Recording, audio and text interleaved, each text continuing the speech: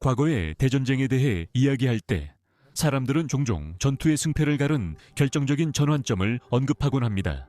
스탈링그라드, 헤이스팅스, 그리고 미드웨이와 같은 전투들은 전세가 뒤바뀌어 각 전쟁의 결과를 바꾼 대표적인 순간들입니다. 오늘 에피소드에서는 세계 역사상 가장 크고 중요한 전환점 중 하나인 게티즈버그 전투에 대해 집중적으로 다루겠습니다. 이 3일간의 전투는 미국 남북전쟁 중에 벌어졌으며 북부의 연방군과 남부의 남부동맹군이 맞선 대규모 분쟁이었습니다. 1863년 7월 1일부터 7월 3일까지 양측의 수천 명의 병사들이 펜실베이니아 주 게티즈버그 시와 마을에서 치열하고 전략적인 전투를 벌였습니다. 이 치열한 공격으로 인해 남부동맹의 독립국가 수립 의도는 좌절되고 말았습니다. 조지 미드 소장이 이끄는 북군이 로버트 E. 리 장군의 북버지니아군을 격파한 후였습니다. 그들을 후퇴시키고 결국 항복시켰습니다. 그 치열했던 3일 동안과 그 이전에 무슨 일이 있었는지 함께 조사해 보시죠. 그 결과 미국과 전 세계가 영원히 변화하게 되었습니다. 워즈 오브 더 월드에 오신 것을 환영합니다.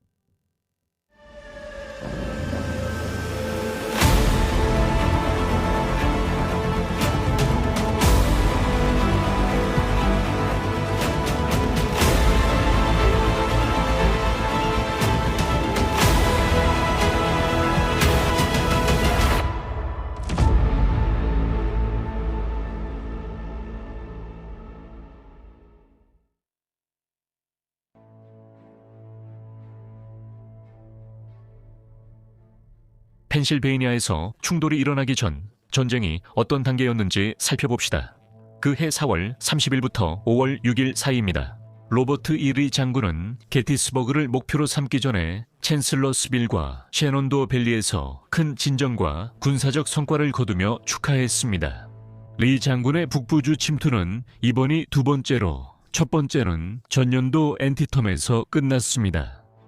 리 장군은 7만 2천 명의 군대를 이끌며 진군을 최대한 활용하라고 명령하고 토머스 J. 스토널 잭슨의 죽음을 복수하겠다며 병사들을 격려했습니다. 3개의 군단이 소집되어 제1군단은 제임스 롱스트리트 중장이, 제2군단은 리처드 S. 아이웰 중장이, 그리고 제3군단은 앰브로스 파웰 힐 중장이 각각 지휘했습니다. 포토맥군 사령관 조셉 후커는 챈슬러스빌 전투에서의 패배 이후 에이브러햄 링컨 대통령에 의해 해임되었고 조지 고든 미드 소장이 그 자리를 대신하게 되었습니다.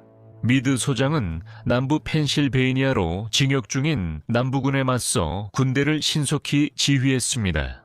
6월 29일 로버트 리는 게티즈버그 서쪽 13km 캐시타운에 병력 집결을 명령했습니다. 다음 날 힐의 제3군단은 패티그루 준장 지휘로 마을에 직접 진입했습니다.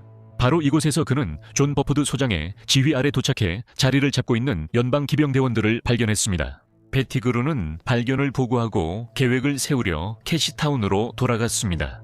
상관들은 병력 집결을 대수롭지 않게 여겼으나 힐은 리 장군의 명령을 어기고 더 많은 남군 병력이 올 때까지 기다렸습니다. 그는 북군을 관찰하려고 정찰대를 보냈습니다. 오전 5시였습니다. 1863년 7월 1일 수요일 오전 헨리 히스 장군 사단의 두 여단이 게티스버그로 진격했습니다.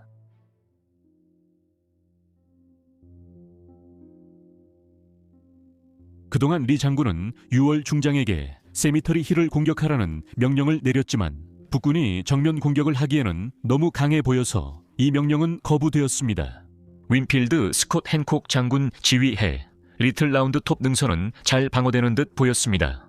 그러나 헤스 사단이 체인버스버그 파이크를 따라 동쪽으로 이동하던 중 오전 7시 30분경 북군 기병대와 충돌이 있었습니다.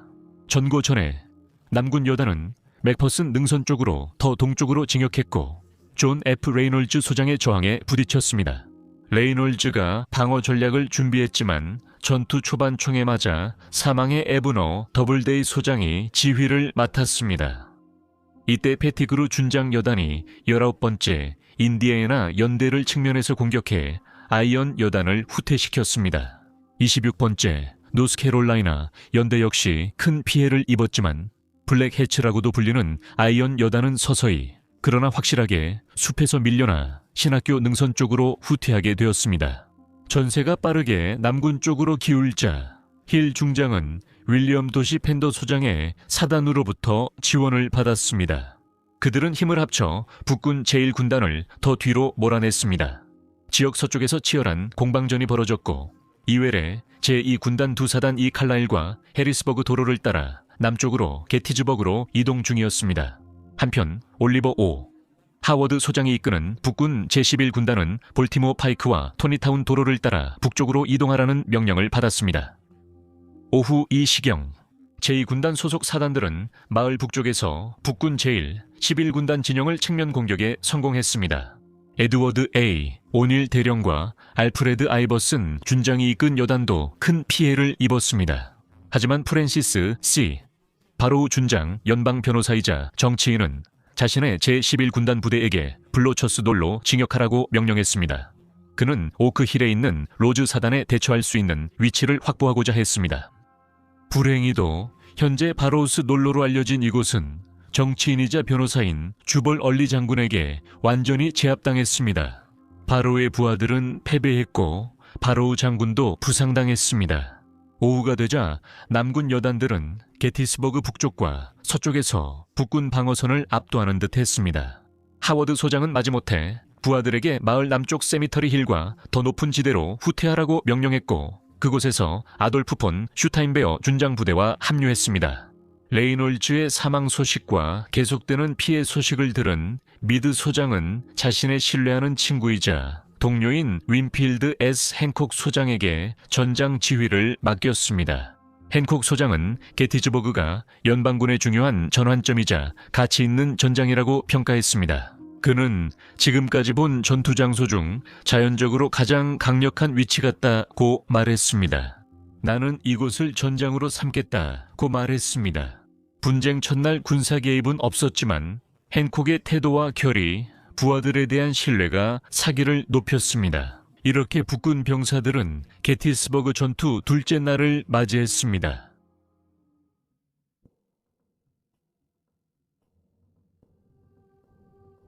첫째 날 전투에서 미드 장군의 군대 2만 2,000명 중 4분의 1, 2 장군의 군대 2만 7,000명 중 3분의 1이 싸우고 죽고 신체적 군사적 자원을 소진하게 되었습니다. 둘째 날이 이미 그들에게 닥쳐왔습니다. 연방군 방어선은 남부군의 거센 공격을 막아내기 위해 물고기 갈고리 모양으로 재구성되었습니다. 리 장군은 리틀 라운드탑, 위트필드, 데블스덴, 피치 오차드에서 좌측 공격, 컬프스 힐과 세미터리 힐에서 우측 공격을 명령했습니다. 연방군은 큰 피해에도 불구하고 방어선을 지켜내며 남부 연합군의 작은 승리를 거두었습니다. 이 시점부터 전장의 폭력이 격화되면서 더 이상 시간을 허비할 여유가 없었습니다. 좌익에서 리 장군은 유엘에게 이 군단으로 컬프스 힐과 세미터리 힐을 대대적으로 공격하라고 지시했습니다. 연합군의 저항을 알게 된 후 이 기만 작전으로 인해 미드 장군의 부대는 좌측이 노출되었고 남군 진영에서는 혼란과 의사소통의 문제점이 드러났습니다. 버지니아 북부군의 기병대장인 제임스 유엘 브라운 잽 스튜어트는 계속해서 전장에서 자리를 비웠습니다. 리 장군은 혼란이 해결됐으며 자신의 결정이 미드 장군 부대를 위험하게 했다는 비난을 나중에 부인했습니다. 또한 그가 소규모 열차를 포획해 부하들이 준비된 탈출로를 쓰지 못했다는 주장도 있었습니다. 양측이 서로를 능가하고 자신의 위치를 강화하려고 시도하면서 조직적인 공격과 군사 진영의 재정비는 오후 내내 계속되었습니다. 게티스버그와 그 주변 지역에서는 라파에트 맥로스 소장의 지휘 아래 롱스트리트 장군의 좌익 사단이 그 지역으로 진격했고 그곳에서 데니얼 시클스 소장의 제3군단과 직접 충돌하게 되었습니다. 시클스는 이전에 자신의 부하들을 다른 곳으로 보내라는 직접적인 명령을 어기고 자신의 부하들이 더 나은 전망과 방어 위치를 가질 수 있다고 판단해 서쪽으로 이동하기로 결정했습니다. 피치오차드는 에미스버그 로드 북동쪽에 있었습니다. 하지만 앤드류 A, 험프리스 준장과 데이비드 B, 버니 소장의 사단은 남군의 빠른 공격을 받았습니다. 오후 3시경이었습니다.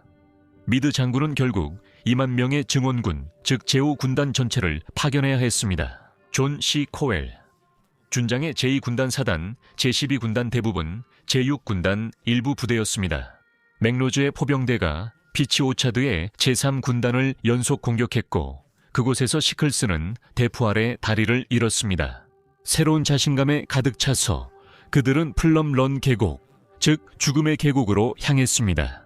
하지만 그들은 리틀 라운드 톱에서 조용히 내려온 펜실베이니아 예비군 사단에 밀려났습니다.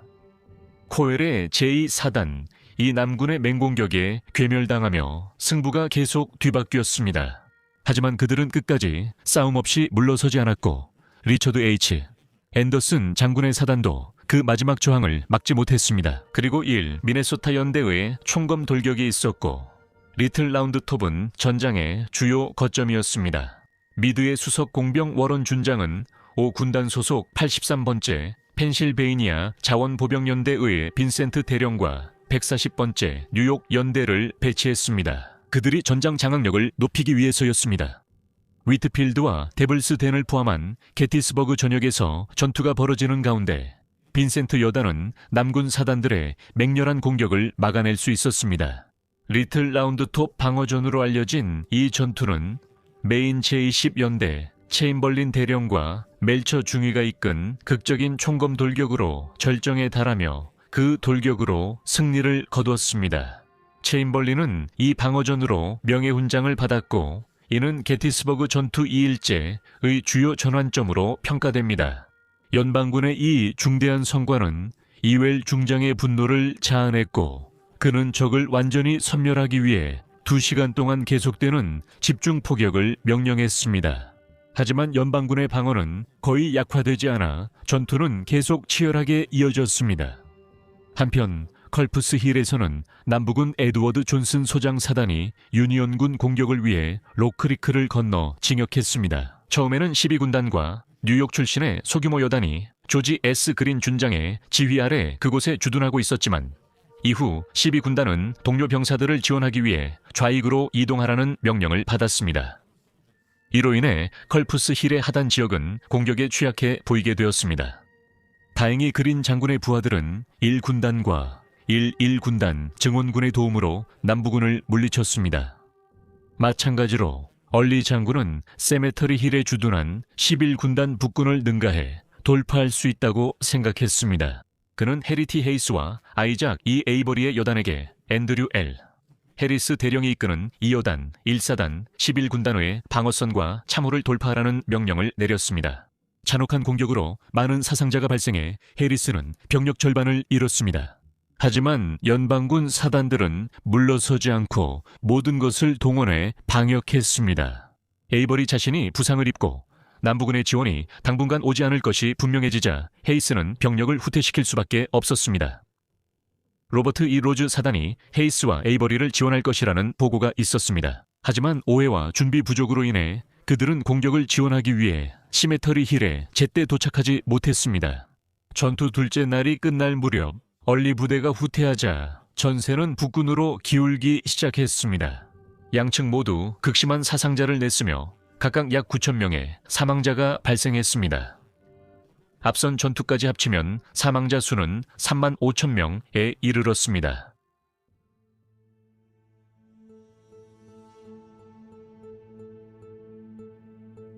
이렇게 양측 모두 이틀 동안 전략을 세우고 큰 피해를 입으며 번갈아 승리를 거둔 끝에 세 번째이자 마지막 날이 그들에게 다가왔습니다. 이제 승리가 남북전쟁에서 궁극적으로 이기기 위해 그 어느 때보다도 중요해지고 있었습니다. 아침이 밝자 양측 모두 컬프스 힐에서 7시간 맹공에 지쳐 있었습니다. 리 장군의 남부군이 후퇴하고 북군이 다시 집결해 진지를 굳건히 할 수 있었던 그곳에서 리는 새로운 계획을 제안했습니다. 바로 3개의 독립된 사단을 북군에 맞서 배치하는 것이었습니다. 중앙의 세미터리 힐에는 조지 에드워드 피켓 소장이 이끄는 부대가 배치되었습니다. 그의 성은 전투 3일차와 동의어가 될 정도로 유명해졌습니다. 약 1만 5천 명의 병력이 적의 진지를 향해 나아갔고 탁 트인 들판과 노출된 지역을 가로지르며 위험하고 절박한 공격 계획을 실행했습니다. 병사들이 들판을 가로질러 행진할 때 리 장군은 롱스트리트에게 피켓의 버지니아 사단, 제1군단 힐 군단의 6여단을 합쳐 북군 제2군단을 공격하라고 명령했습니다. 능선 오른쪽에서 진영을 잡았습니다. 오후 3시경 이른바 피켓 돌격이 시작되었습니다.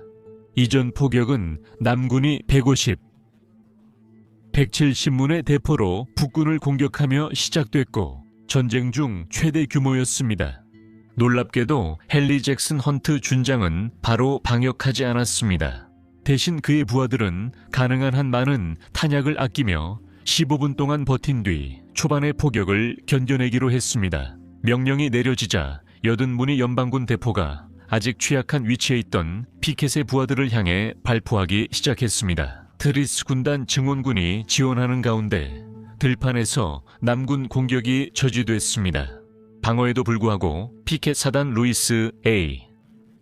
아미스테드 준장 여단이 연방군을 뚫고 침투해 위협이 완전히 사라지지 않았습니다. 남부연합의 절정기로 불리는 이 순간 아미스테드 장군의 병사들은 북군과 총검, 총, 돌을 이용해 눈앞에 있는 적을 죽이며 백병전을 벌였습니다.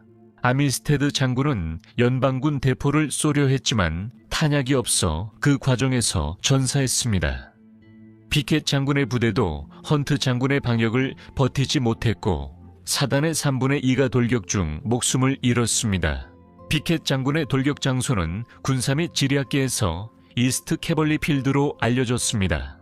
두 번째 교전에서 연방 기병대는 남군 보병을 공격하다 패배했습니다.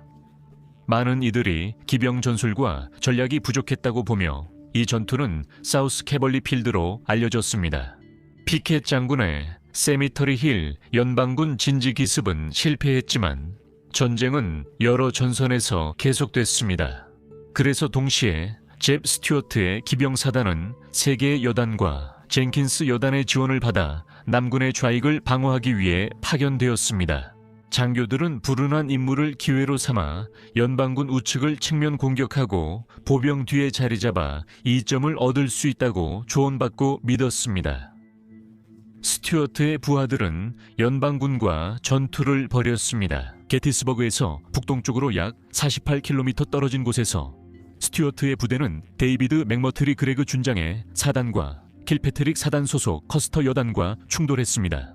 이 전투는 큰 진전 없이 교착 상태로 끝났지만 그레그와 커스터가 스튜어트 침공을 저지해 연방군이 승리를 주장했습니다. 세메터리 힐 후방 근처 유니온 군대가 방어선을 지켜냈고 남군 병력을 대거 사살했으며 주변 지역으로의 침투를 저지했다는 소식이 저드스턴 킬패트릭 준장에게 전해졌습니다. 그는 곧바로 빅 라운드톱 남서쪽 롱스트리트 군단 보병 진지에 기병 공격을 시작했습니다. 중대는 경기장 쪽으로 향했는데 그곳은 매우 험하고 숲이 우거진 지역이었습니다. 그들의 말들은 그런 지형에서 고생할 수밖에 없었습니다. 또한 그들은 롱스트리트의 병사들이 무장하고 보복 공격을 준비할 것이라 예상해야 했습니다. 그 계획은 결국 양측, 특히 연방군에 또다시 많은 사상자를 낼 것이었습니다. 앨런 J. 판스워스 준장은 이 행동에 반대했다고 전해지지만 남북은 은신처로 공격하라는 명령을 받았습니다. 판스워스와 그의 많은 부하들은 5번의 실패한 습격 동안 목숨을 잃었습니다.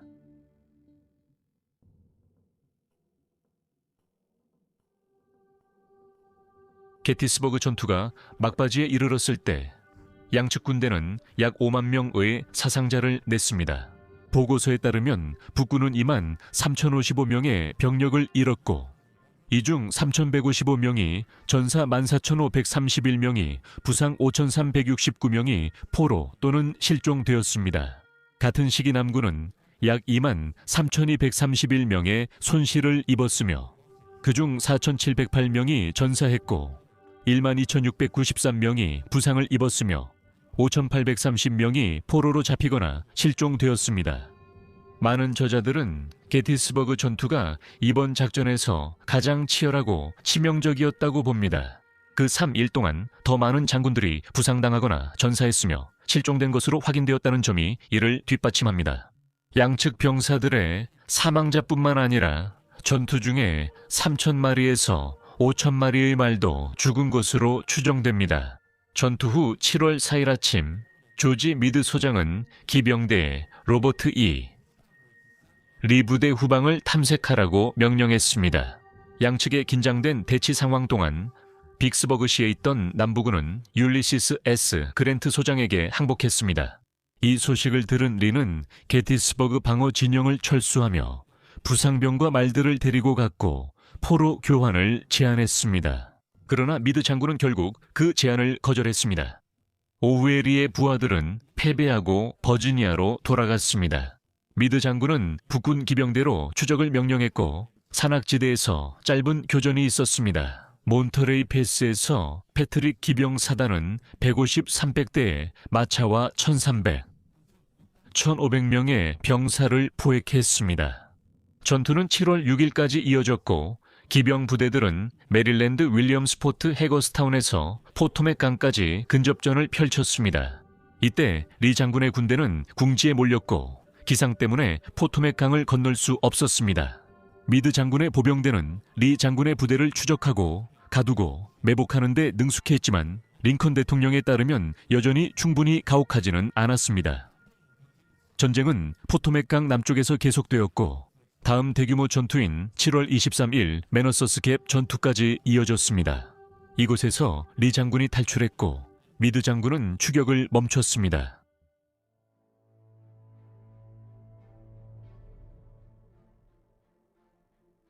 1863년 11월 19일 에이브러햄 링컨 대통령은 게티즈버그 국립묘지 헌정식에서 그의 가장 유명한 연설을 했습니다. 그에 앞서 당시 가장 유명한 연설가였던 에드워드 에버렛이 2시간에 걸쳐 13,000단어에 달하는 연설을 했습니다. 에버렛의 연설은 잘 준비되어 있었고 고대 그리스, 영국 내전, 장미 전쟁 등 다양한 역사적 사건을 언급했습니다. 그는 이 순교자 영웅들의 유해의 작별을 구하며 라고 말하며 연설을 마쳤습니다. 문명 세계 어디에서든 이 위대한 전쟁의 이야기가 읽힐 때마다 그리고 우리 모두의 조국이 자랑스러운 역사에 기록되는 마지막 순간까지 게티스버그 전투에 관한 이야기보다 더 빛나는 장은 없을 것입니다. 라고 말했습니다. 다음은 에이브러햄 링컨 대통령이었습니다. 그는 차분히 앉아있다가 이제는 악명 높은 연설을 하기 위해 일어섰습니다. 그 연설은 겨우 272단어에 불과했습니다. 처음에는 말이 짧다고 비판받았지만 그 연설은 이후 역사상 가장 진심, 어린 설득력 있는 연설로 칭송받았습니다. 링컨의 게티즈버그 연설은 다음과 같습니다. 인용문 87년 전 그리고 87년 전 우리 조상들은 이 대륙의 자유를 바탕으로 모든 인간이 평등하게 태어났다는 신념에 헌신하는 새로운 나라를 세웠습니다. 이제 우리는 그 나라 혹은 그렇게 세워지고 헌신된 어떤 나라든 오래 지속될 수 있는지를 시험하는 위대한 내전에 휘말려 있습니다. 우리는 그 위대한 전장에 모였습니다. 우리는 이곳에서 그 나라를 위해 목숨 바친 이들을 기리며 전장의 일부를 헌정하러 왔습니다. 우리가 이렇게 하는 것은 합당합니다. 그러나 더 넓게 보면 우리는 헌정할 수 없습니다. 우리는 이 땅을 신성하거나 거룩하게 할 수 없습니다. 여기서 싸운 용감한 생존자와 전사자들이 이미 이 땅을 신성하게 했기 때문입니다. 그것은 우리의 미약한 힘으로 더하거나 뺄 수 있는 것이 아닙니다. 세상은 우리가 여기서 하는 말을 거의 주목하지도 오래 기억하지도 않을 것입니다. 그러나 그들이 이곳에서 한 일은 결코 잊지 못할 것입니다. 오히려 살아있는 우리들이 이곳에서 싸운 이들이 지금까지 고귀하게 진전시켜온 미완의 과업에 헌신해야 합니다. 이곳에서 위대한 과업에 헌신하는 것이 우리의 몫입니다. 이렇게 존경받는 이들의 죽음에서 그들이 마지막까지 헌신했던 그 대의에 대해 우리가 더욱 깊은 헌신을 다짐해야 합니다. 우리가 이곳에서 굳게 결의하는 것입니다. 이 죽음이 헛되지 않고 이 나라가 신의 가호로 자유롭게 다시 태어날 것임을 결의합니다. 국민을 위한 정부가 이 땅에서 결코 사라지지 않을 것을 결의합니다. 다음 날 에버렛은 링컨의 연설을 축하하며 저도 제 자신을 그렇게 칭찬할 수 있으면 좋겠습니다 라고 편지했습니다. 제가 2시간 동안 이 자리의 핵심을 당신이 단 2분 만에 한 것만큼이나 잘 전달할 수 있었으면 좋겠다는 생각이 듭니다. 인용 끝.